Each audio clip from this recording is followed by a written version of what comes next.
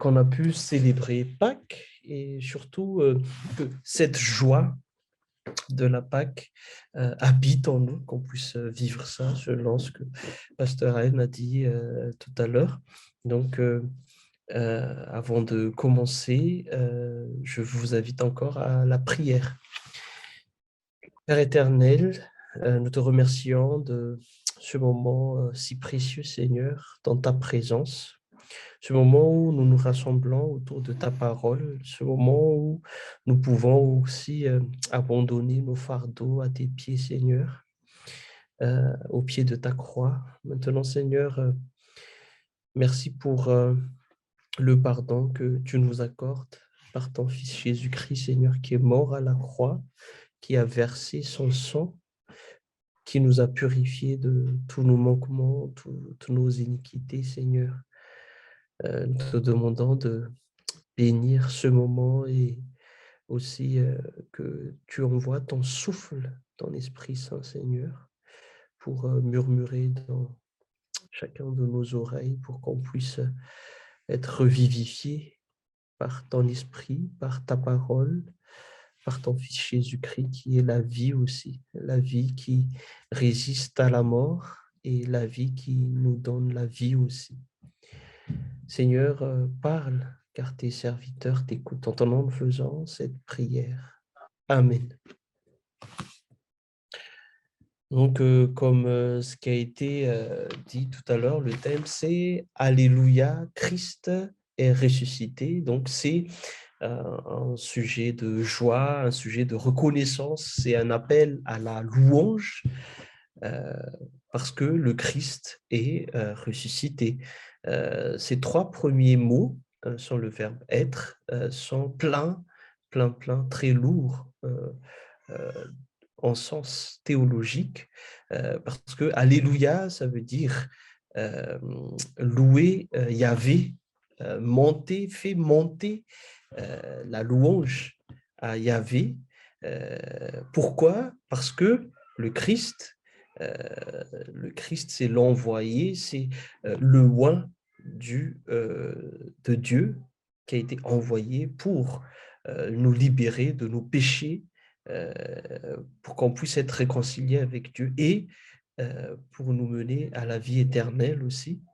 Et donc, ce Christ-là, qui a été mort à la croix avec toutes les déceptions possibles du monde entier, mais qui est ressuscité. Donc, c'est là le sujet de joie, en fait.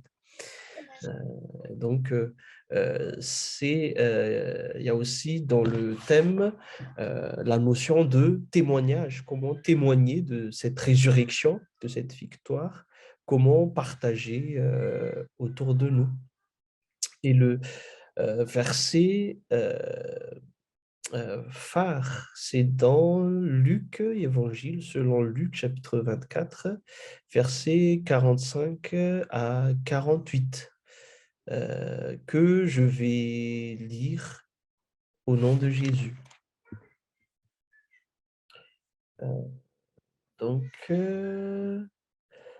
Alors, il leur ouvrit l'esprit afin qu'ils comprissent les Écritures. Il leur dit, « Ainsi il est écrit que le Christ souffrirait et qu'il ressusciterait des morts le troisième jour, et que la repentance et le pardon des péchés seraient prêchés en son nom à toutes les nations, à commencer par Jérusalem. Vous êtes témoins de ces choses. » Amen. Dans ce chapitre de l'évangile de Luc, on parle de disciples qui venaient d'une ville d'Emmaüs. Et après la Pâque, la fête de Pâques, où Christ a été crucifié, mort à la croix, donc ils n'ont pas compris vraiment parce que Jésus faisait beaucoup de miracles, Jésus les enseignait beaucoup de choses et ils étaient dans l'attente justement d'un messie politique, si on peut dire comme ça, qui, qui à qui on a espéré changer le cours des choses. Mais malheureusement, ce Jésus a été crucifié à la croix. Donc, ils ont perdu leur maître, ils ont perdu toutes les espérances qu'ils avaient à propos de Jésus.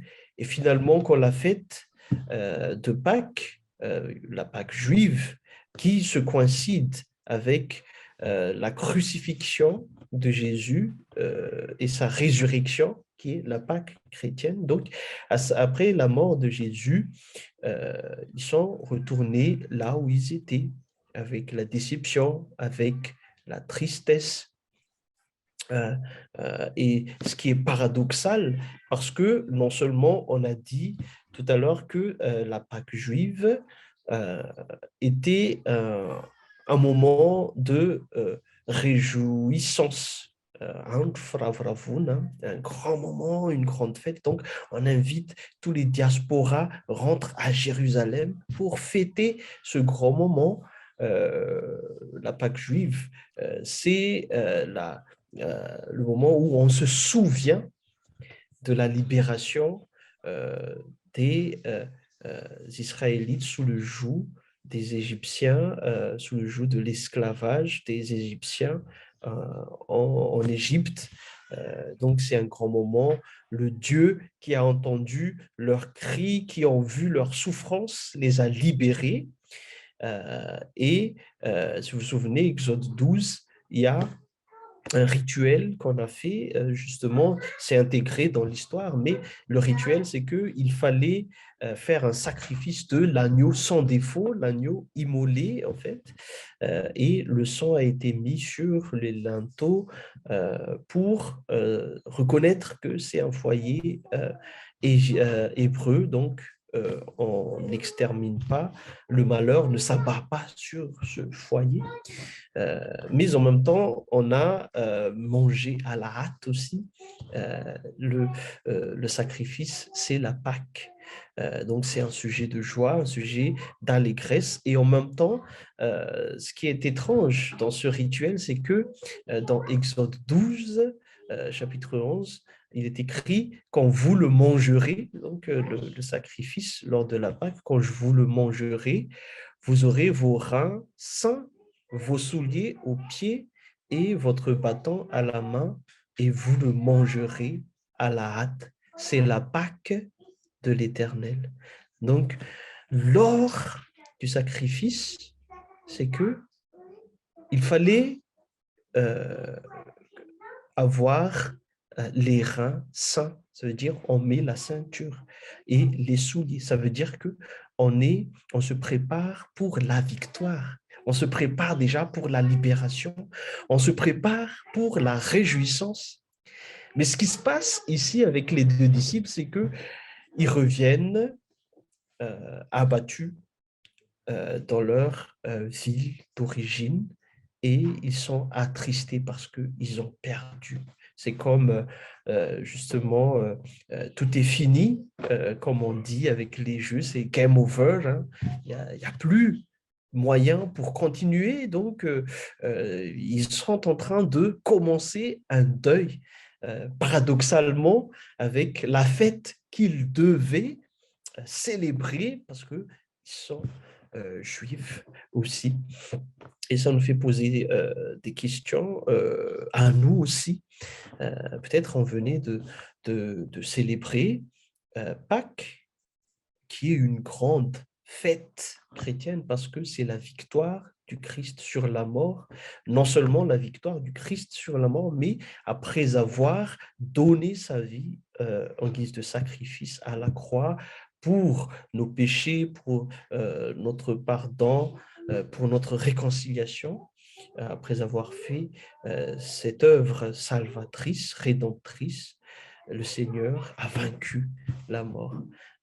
Et malheureusement, quelques semaines plus tard, peut-être, on retombe justement dans notre vie de tous les jours et on est abattu par les problèmes quotidiens, on est attristé par nos faiblesses, par nos manquements et tout ça. Et où des fois aussi on traverse des choses qu'on ne comprend pas et donc on revient justement dans la même rengaine. Ce qui est, première chose, ce qui est intéressant ici, c'est que ces deux disciples-là, en voyant le Christ ressuscité, c'était le sujet de joie qui a chassé leur tristesse et leur inquiétude. Comme j'ai dit tout à l'heure, la mort du Christ à la croix pour ces deux disciples était comprise comme un échec total.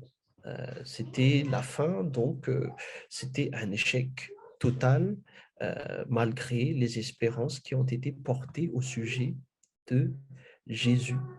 Mais Jésus, en partageant le chemin avec eux pour rentrer à Emmaüs, c'est que Jésus leur a expliqué tout ce qui a été prédit par l'Écriture, par les Écritures saintes.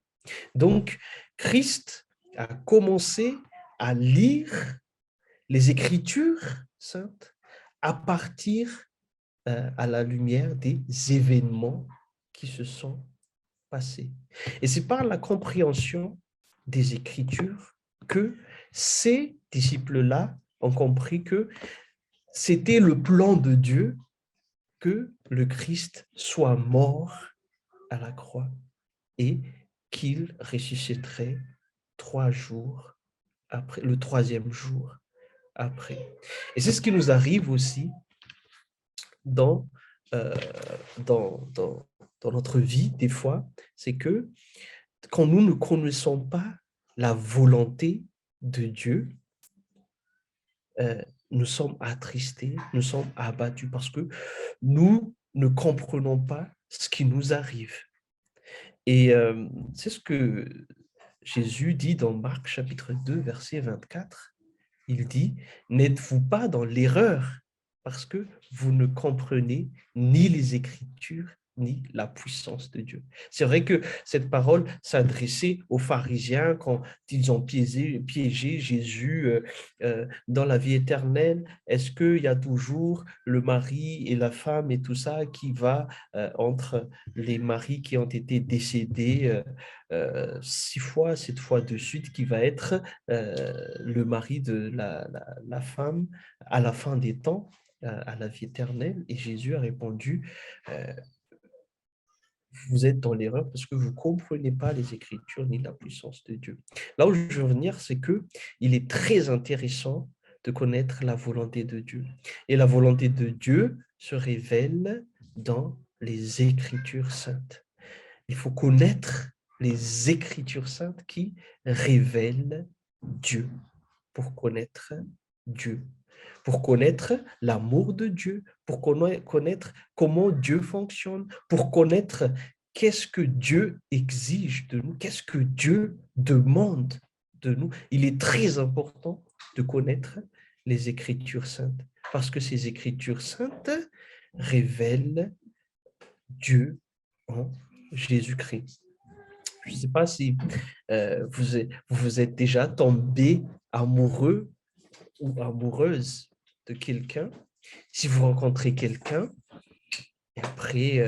après quelques échanges de mots, quand vous vous séparez pour rentrer chacun chez soi, c'est que tout de suite, vous allez regarder sur Facebook d'abord qui est cette personne. Vous êtes intéressé. Qui est cette personne? Quelles sont les photos? Est-ce qu'elle a de la famille? Où est-ce qu'elle habite? Est-ce qu'elle a fait ses études à Harvard? Est-ce qu'elle aime bien les glaces? Enfin, ce genre de choses. Quel est son hobby? Après, vous regardez un peu Instagram. Est-ce qu'elle a un compte Instagram? Comment elle fait? Comment elle s'habille? Quelles sont les choses qu'elle aime. Après, vous regardez si cette personne-là a un compte Snapchat pour voir en temps réel qu'est-ce qu'elle fait dans la journée, cette personne-là.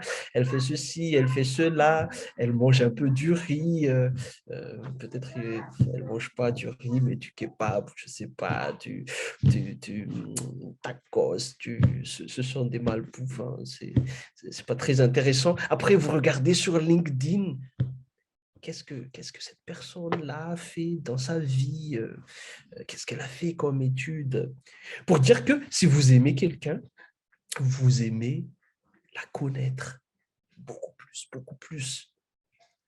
Et si vous aimez Dieu aussi, vous avez la soif de le connaître. Et Dieu s'est révélé dans les Saintes Écritures, dans la Bible. C'est pour ça que plus on lit les Écritures saintes, plus on connaît Dieu, plus on connaît sa volonté. Et il y a des choses qui se passent dans notre vie qui ne se comprennent que par des lectures spirituelles. Et si nous ne sommes pas armés, si nous n'avons pas de bagage de connaissance de Dieu, nous ne pouvons pas saisir ces choses spirituelles. Parce que les choses d'en haut ne peuvent pas être saisies par la logique humaine. Mes pensées ne sont pas vos pensées, a dit Dieu. Mes voix ne sont pas vos voix. Et il y a des choses auxquelles nous comprenons que ce sont des échecs, mais Dieu peut transformer ça en réussite. Dieu connaît le projet qu'il a formé pour chacun de nous tous. Donc, comme ces disciples qui étaient attristés, abattus par un échec apparent quand ils ont rencontré vraiment le Jésus ressuscité, le Christ. Quand Jésus leur a appris les Écritures saintes, ils étaient dans la joie, ils étaient dans l'allégresse parce que Christ est vivant. Donc, c'est là le sujet de Alléluia, Christ est vivant. Je prie pour que vous vivez la même expérience aussi, si vous rencontrez vraiment le Christ et si vous comprenez les Écritures saintes, si vous comprenez la volonté de Dieu pour toutes les choses qui vous arrivent. Mais deuxième chose, c'est que il est dit tout à l'heure dans les versets qu'on a lus, c'est que la repentance et le pardon des péchés seraient prêchés en son nom. Ça veut dire au nom de Jésus-Christ. La repentance et le pardon des péchés seraient prêchés au nom de Jésus. Pourquoi? Parce que justement, c'est pour ça que la fête de Pâques est parmi les plus grandes fêtes chrétiennes, ou bien la plus grande fête chrétienne, si j'ose dire, parce que c'est la fête de la rédemption. C'est la fête qui commémore le moment où Jésus a donné sa vie à la croix pour qu'on puisse être réconcilié avec Dieu le Père. C'est le moment où tout le monde, sans exception, peut avouer, confesser ses fautes et se repentir pour une nouvelle vie. Une nouvelle vie est possible parce que Jésus a versé son sang à la croix. C'est le pardon. Et c'est à l'image non seulement de Exode 12 qu'on vient d'entendre tout à l'heure, le sang versé qu'on a mis sur les linteaux à l'époque de Exode 12, à la sortie de l'Égypte. Donc, c'est le Christ aussi qui est l'agneau immolé à la croix, qui a versé son sang. Et ce sang du Christ est épargné de la colère de Dieu. Et ce sang précieux du Christ peut nous nettoyer de tout péché. Ici, na omena tahaka ny jaka zany fahotanana dia ho fotsiko tahaka ny oram-panala. C'est vraiment le point central, la source de pardon. Le Christ est mort à la croix. Mais il n'est pas resté mort à la croix mais il est ressuscité. Et ce mot ressuscité, justement, cet événement de la résurrection, c'est le commencement d'un nouveau cycle aussi dans l'histoire de la foi. C'est vraiment, si le Christ n'est pas ressuscité, comme dirait l'apôtre Paul, notre prédication est vide et votre foi aussi est vide. Dans la traduction que j'ai, 1 Corinthiens, chapitre 15, verset 14, on dit que votre prédication est vaine, mais et votre prédication est vaine, votre foi est vaine. Si on revient sur le texte grec, ce qui est écrit là, c'est le mot kénos, qui est le mot vide. Donc, il y a si Christ n'est pas ressuscité, la prédication des apôtres est vide. Il n'y a rien dedans. C'est comme si on parle dans le vent, mais il n'y a pas d'autorité, il n'y a pas d'impact sur le cœur des personnes. Mais le Christ est ressuscité, donc il y a le sujet, il y a il y a la raison, justement, de croire et d'être pardonné et de vivre une nouvelle vie en Christ. 1 Corinthiens, chapitre 15, verset 17, il est écrit, « Et si Christ n'est pas ressuscité, votre foi est vide et vous êtes encore dans vos péchés. » Parce que si le Christ n'est pas ressuscité, il n'y a pas moyen de pardon. Tout ce qu'a dit, tout ce qui a été raconté sont des pipeaux. Mais là, le Christ est ressuscité. Ce n'est pas une simple histoire, c'est vraiment la révélation de Dieu comme quoi nous pouvons être pardonnés et nous pouvons vivre une nouvelle vie en Christ. C'est vrai que ça nous fait garantie de la résurrection des morts à la fin des temps, mais dès maintenant aussi, nous sommes ressuscités spirituellement parce que avec cette résurrection du Christ, nous sommes morts dans nos péchés et nous sommes ressuscités pour une nouvelle personne. C'est ça la repentance. La repentance, c'est pas seulement de pleurer, d'être touché dans le cœur, mais justement être mort à la croix avec le Christ et ressuscité par le Christ.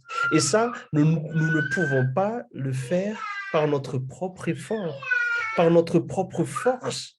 Nous ne pouvons pas faire parce que nous sommes liés, mais si le Christ nous a franchis, nous serons réellement libres.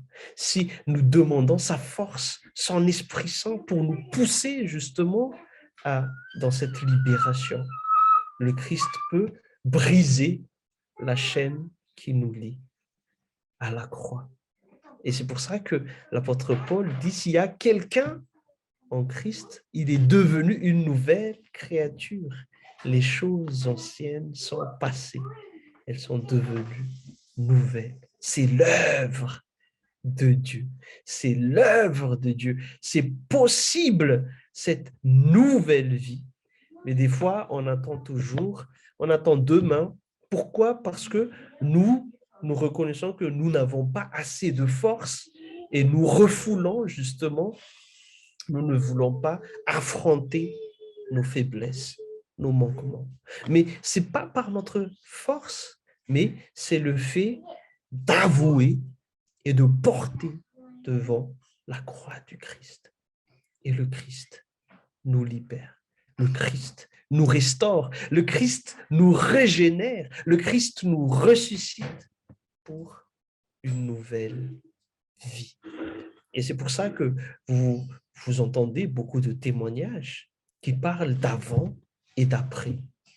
Avant, j'étais comme ça, mais quand j'ai reçu le Christ, quand ma chair est clouée à la croix, je suis ressuscité avec le Christ pour une nouvelle vie.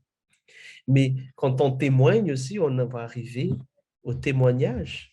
C'est que quand on témoigne de cette mort et de cette résurrection, ne nous attardons pas sur la mort, mais proclamons la résurrection. Des fois, quand on fait des témoignages, on raconte pendant 20 minutes les choses abominables qu'on a vécues avant.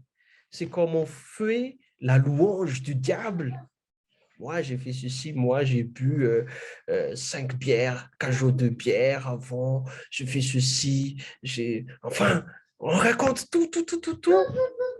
C'est comme une sorte de louange au diable. C'est vrai qu'il faut dire, avant, j'étais comme ça, mais nous n'attendons pas là. On raconte la vie, la résurrection, la vie nouvelle que le Christ nous a donnée, ce que le Christ nous a épargné par son salut. Troisième et dernière chose, c'est que après avoir vécu cette mort et cette résurrection, nous sommes des témoins. Nous sommes des témoins vivants de cette résurrection du Christ. Si on revient un peu sur le texte, c'est que quand, après avoir expliqué les Écritures, toutes les Écritures aux deux disciples concernant la prophétie sur le Messie qui devait souffrir, qui devait mourir et qui devait ressusciter. Ils ont mangé, ils ont pris le dîner à la maison des deux disciples avec Jésus. Et en célébrant la Sainte Seine, en remerciant, justement, en brisant le pain, c'est là que on leur a ouvert les yeux aux deux disciples et ils ont reconnu que c'est Jésus. Et c'était un sujet de joie pour les deux disciples. Et quand ils ont reconnu le Christ, malgré l'absence du Christ, parce que le Christ est parti soudainement, malgré cette absence, ils n'ont pas dit « Ah, ok, on est tranquille parce que le Christ est ressuscité, allons dormir tranquillement. » Donc, le problème est résolu, nous sommes tranquilles, au chaud là, on est bien rassasiés. Je ne sais pas si vous rencontrez ce problème comme moi aussi, mais comme moi, je suis rassasié, j'ai envie de dormir. J'ai la flemme de travailler, je ne sais pas, il faut une petite sieste ou je ne sais pas, mais quand je suis rassasié, j'ai envie de dormir. Mais ces deux disciples-là, après avoir célébré la Sainte Seine avec Jésus, on a l'assurance qu'ils ont été rassasiés et non seulement la chair, mais spirituellement aussi, parce que souvenez-vous qu'ils venaient d'entendre les enseignements de son maître, mais surtout, ils étaient confiants, ils étaient tranquilles parce que le Christ est ressuscité. Donc, en tant que personne en chair et en os, c'est vraiment toutes ces choses-là nous emmènent à dormir tranquillement sous nos couettes.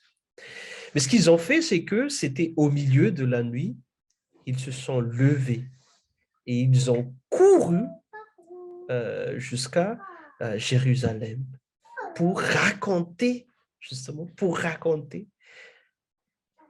aux disciples de ce qu'ils ont vu et ils ont vu le Christ ressuscité. Si on le prend dans notre vie de tous les jours, qu'est-ce que ça veut dire? Ça veut dire que la résurrection de vie que le Christ nous a accordée à chacun de nous, la grâce que le Christ nous a accordée à chacun de nous, la nouvelle vie, la deuxième chance. Peut-être parmi nous, il y en a qui ont traversé des moments difficiles et jusqu'à même presque à mourir. Peut-être parmi nous, il y en a qui ont traversé des moments difficiles, qui étaient dans le burn-out et qui, peut-être à un moment donné, ils voulaient jeter le gant. Peut-être parmi nous, il y a peut-être parmi nous, il y a des personnes, excusez-moi, Il y a des personnes qui, à un moment donné, peut-être, étaient vraiment au moment où ils n'en pouvaient plus, mais le Seigneur les a sauvés. Le Christ les a sauvés. Et donc, c'est un sujet de joie. C'est un sujet de reconnaissance. C'est un sujet, justement, qu'on ne peut pas retenir dans notre cœur, mais on a hâte de partager cette bonne nouvelle. C'est ça, être témoin. C'est ça, être témoin. Raconter partout. C'est beaucoup plus fort que nous, cette bonne nouvelle en Christ. Et donc, je vous invite à faire la même chose aussi. Ne gardez pas pour vous tout seul les bienfaits que le Seigneur vous a accordés, mais allez raconter. Il y a plusieurs histoires comme ça dans la Bible. Il y a, il y a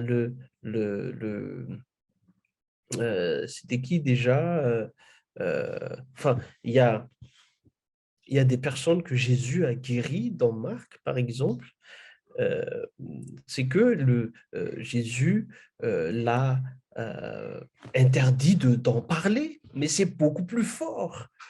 C'est le lépreux que Jésus a guéri et c'est beaucoup plus fort que lui, cette guérison, en fait, cette joie.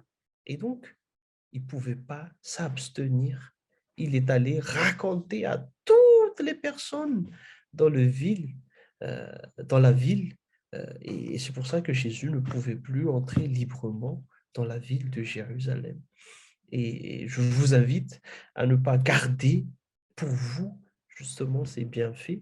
Et le Seigneur Jésus vous dit, Jean chapitre 20, verset 21, comme le Père m'a envoyé, je vous envoie aussi à nouveau.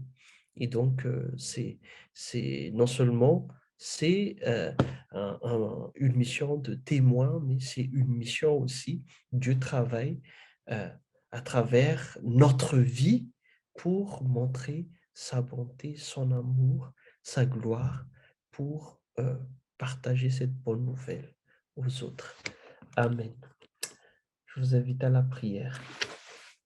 Seigneur, nous te remercions, Seigneur, de ces paroles qui nous invitent à rechercher ta volonté, ce que tu veux pour nous et toujours avoir confiance malgré l'échec apparent dans notre vie, parce que tu as un projet que tu as formé pour chacun de nous et c'est de s'inscrire dans ce projet-là, Seigneur, qui est notre paix. Et aide-nous à être témoins aussi dans tout ce qu'on fait. Aide-nous à être témoins pour les bienfaits que tu nous déverses chaque jour, à chaque instant. Et qu'on n'ait pas honte de l'Évangile, parce que c'est la puissance de Dieu pour le salut de tous les hommes. En ton nom, Seigneur Jésus-Christ, nous faisons cette prière. Amen.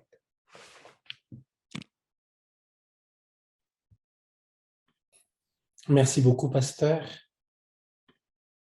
Merci pour cet enseignement qui est très riche et qui donne beaucoup d'espérance et de joie en nous. Et merci particulièrement parce il y a une alerte de l'Église en ce moment, parce qu'il y a une grande vague de tentatives de suicide auprès des jeunes. Et cet encouragement du pasteur à être porteur de la joie, être témoin de cette résurrection du Christ est vraiment d'actualité, que chacun d'entre nous puissions vraiment être témoin de cet amour, être témoin de cette joie et porter de l'espérance auprès des autres. Et si vous avez des questions, c'est le moment. On peut se réserver entre 5 et 10 minutes de questions ou témoignages, n'hésitez pas. Moi, j'ai une question, s'il te plaît, pasteur. Tout à l'heure, tu as parlé de, justement, lors de la Pâque juive, les disciples, ils étaient tristes et abattus, donc ils étaient défaitistes. Et je veux comprendre, est-ce que ça signifie qu'ils n'avaient pas assez confiance ou pas assez bien compris les Saintes Écritures ou les enseignements de Jésus pour qu'ils soient dans cet état ou Donc, pourquoi ils étaient tristes justement? Parce que normalement, s'ils avaient bien compris, ils n'avaient pas à être dans cet état. Ils savaient qu'ils allaient être sauvés. Voilà, c'est une question. Oui, merci Gatien pour cette question. Justement, s'ils savaient déjà les Écritures et tout, pourquoi ils n'étaient pas zen dans notre langage? Quand on lit la Bible, c'est que nous sommes, euh, euh, nous sommes dans la peau du narrateur et donc euh, c'est comme si on savait déjà tout en fait. Et dans notre position, nous disons que ouais, pourquoi pourquoi ils étaient abattus et tout. Mais euh, j'imagine que quand ils ont vécu justement ce moment, c'est que malgré que Jésus, avant sa mort, il a déjà annoncé ça plusieurs fois. La piste qu'on peut proposer, c'est que ils n'ont pas encore reçu l'Esprit Saint, donc ils étaient dans l'erreur, ou bien euh, ils étaient dans le traumatisme aussi. Euh, ce que vous imaginez, enfin, c'est pas en une fraction de seconde, mais c'était depuis jeudi soir, après, depuis jeudi soir, on a saisi Jésus. Après, on l'a emmené devant le tribunal, tribunal juif, le Sanhédrin. On l'a emmené devant Ponce Pilate, on l'a fouetté, on lui a fait porter la croix, on lui a fait beaucoup de choses. Donc, les disciples étaient très, très, très terrifiés. Et donc, euh, ils n'arrivent pas à avoir confiance, si on peut dire comme ça. Mais surtout aussi, euh, hum, c'est en voyant parce qu'il y a deux choses aussi lors du tombeau vide. Non seulement les Juifs ont fait diffuser des fake news, comme quoi les disciples ont volé le corps de Jésus, mais en même temps, euh, les disciples eux-mêmes, ils sont dans l'interrogation, où est-ce qu'est passé le corps? Donc, il y a tout ça qui leur a, qui, qui leur est passé dans la tête. Donc, c'était difficile pour eux de croire à l'instant. Et même, vous vous souvenez de Thomas, hein, de Thomas, même si les disciples ont dit qu'on a vu le Christ ressuscité, c'est vraiment un témoin, enfin des témoins oculaires qui étaient là, qui ont vu le Christ et qui ont transmis à Thomas, mais lui, il ne voulait pas croire que ce qu'il a vu vraiment, le Christ avec la trace des mains et la trace sur les mains et les pieds, le côté. Euh, donc, pour te dire que il y a deux choses qu'on peut avancer. Pourquoi les disciples n'étaient pas dans la confiance? C'est que, ils n'ont pas encore reçu l'Esprit Saint pour les consoler, pour les apprendre, pour rappeler ce que le Christ a dit et pour comprendre justement parce que dans les évangiles, si vous avez remarqué, c'est que quand le Christ annonce sa mort et sa résurrection, on dit toujours qu'ils n'ont pas compris ce qui va se passer. Et deuxième chose, c'est que ils étaient dans la terreur, dans la tristesse, vraiment dans, dans, ils étaient vraiment dans Muru.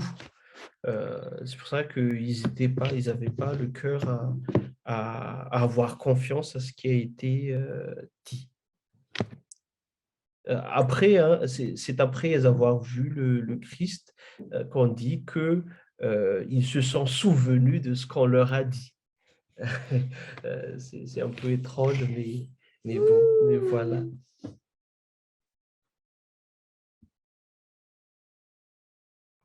Merci, pasteur. Oui, du coup, j'aurais une question, s'il vous plaît, par rapport au témoignage. Pasteur, tu as dit tout à l'heure qu'il fallait justement partager les bienfaits que Dieu fait dans notre vie. Et la question peut paraître un peu bête, mais comment justement les partager? Est-ce que il y a une manière spéciale d'aborder les choses? Est-ce que une façon de raconter aussi? Ou comment? Merci, Cramp. Ce qu'on peut dire, premièrement, c'est d'une manière naturelle. C'est comme c'est parler de Jésus, parler de... c'est vrai que si on parle à des non-croyants, on va nous prendre un peu comme des bisounours ou des personnes, des extraterrestres, un peu parce qu'ils ne comprennent pas. Mais juste avec des simples mots, naturellement, je pense, dire notre expérience, raconter notre histoire, raconter ce que Jésus a fait dans notre vie, raconter tout simplement, par exemple, quand je me suis levé un peu tard et j'ai raté le bus, j'ai prié Jésus, ce rendez-vous est très important pour moi et Jésus m'a répondu parce que le pneu de l'enseignant a été crevé, donc il était en retard lui aussi. Enfin, par exemple, ce genre de choses, quoi. C'est euh, euh, peut-être qu'il y a des moments où on doit adopter un langage un peu solennel et tout, mais je pense que le plus efficace, c'est que raconter tout simplement notre histoire, ce que le Christ a fait dans notre vie. Parce que si on veut faire de beaux discours, on voit que c'est pas authentique. Mais justement, c'est le fait de montrer notre fragilité et l'œuvre du Christ pour nous rassurer ce que Jésus a fait dans notre vie, mais surtout raconter aussi ce qui n'allait pas. Parce que ce qui n'allait pas, c'est avec ces choses-là qu'on apprend et c'est avec ces choses-là aussi que le Christ nous éduque. Enfin, Dieu nous éduque à travers ces choses-là aussi. Et donc, c'est parler tout simplement, surtout de cette relation avec Jésus. Et, après peut-être c'est, euh, il faut toujours, quand je parle de témoignage, hein, quand on témoigne, c'est préférable justement d'évoquer l'histoire et d'évoquer la parole de Dieu qui est associée à cet instant, à ce moment vécu. Parce que quand vous priez, vous évoquez la parole de Dieu, vous dites à Dieu que tu as dit ceci, cela, moi je crois à ça. Et après, quand on témoigne, justement, on part de ces paroles de Dieu-là, on part de ces versets-là.